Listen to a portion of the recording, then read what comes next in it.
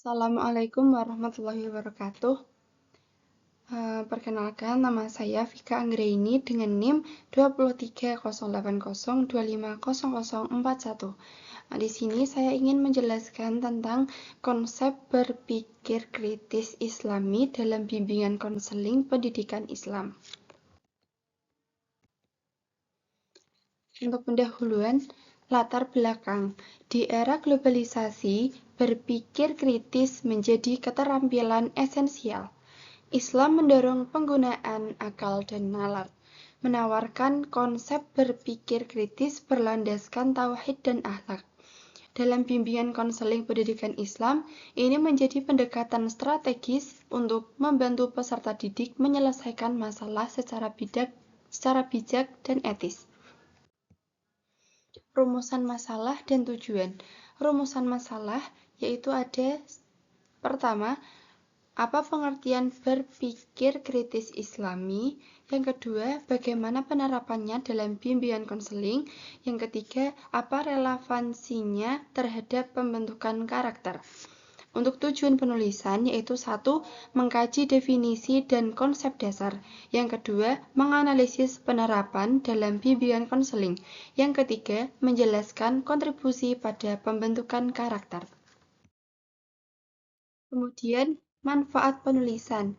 Yang pertama, wawasan pendidik. Memberikan wawasan kepada pendidik dan konselor Islam tentang pentingnya berpikir kritis. Yang kedua, referensi akademik. Menjadi referensi akademik dalam pengembangan model bimbingan konseling Islami. Yang ketiga, penguatan nilai. Mendorong penguatan nilai-nilai keislaman dalam proses pendidikan dan konseling. Definisi berpikir kritis Islami.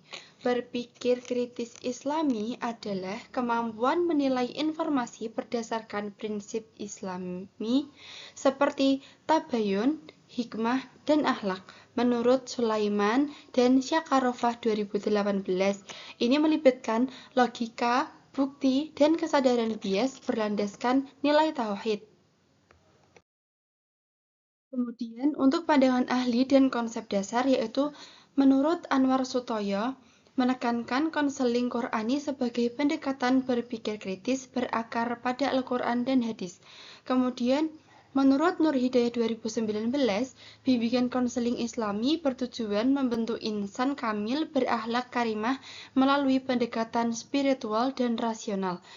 Untuk konseling Islami, membantu individu mencapai kebahagiaan dunia dan akhirat, menyentuh aspek rohani, akal, dan emosi, menyerahkan pada nilai-nilai Islam. Untuk urgensi dan analisis konsep. Urgensi dalam pendidikan Islam yaitu 1. Membentuk peserta didik yang taat dan cerdas dalam mengamalkan ajaran Islam secara kontekstual. Yang kedua, mencegah taklid buta dan fanatisme sempit. Yang ketiga, mendorong generasi yang mampu menjawab tantangan zaman dengan solusi Islami dan rasional. Untuk analisis konsep yaitu berpikir kritis Islami bukan sekadar skeptisisme, melainkan evaluasi informasi dengan prinsip tabayun atau klarifikasi. Kemudian syuro atau musyawarah dan ijtihad. Mendorong peserta didik menelaah informasi secara mendalam, tidak menerima mentah-mentah. Selanjutnya, penerapan dan tantangan. Penerapan dalam bimbingan konseling.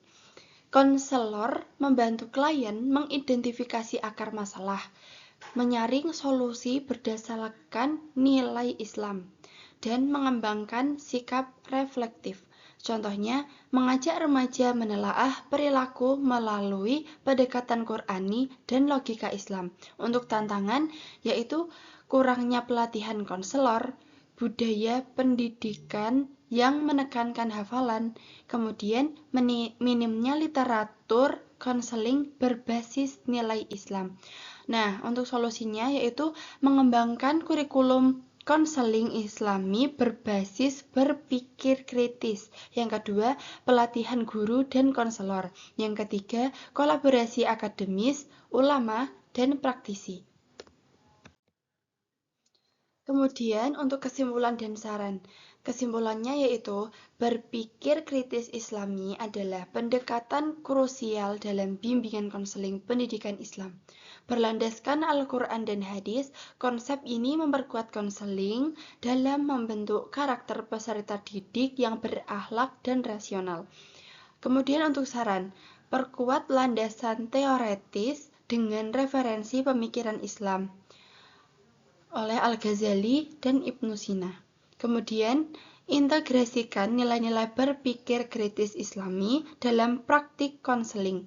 Yang ketiga, kembangkan kurikulum pendidikan Islam yang mendorong berpikir kritis berbasis tauhid. Yang terakhir adalah gabungkan perspektif ilmu pendidikan, psikolog, dan studi Islam.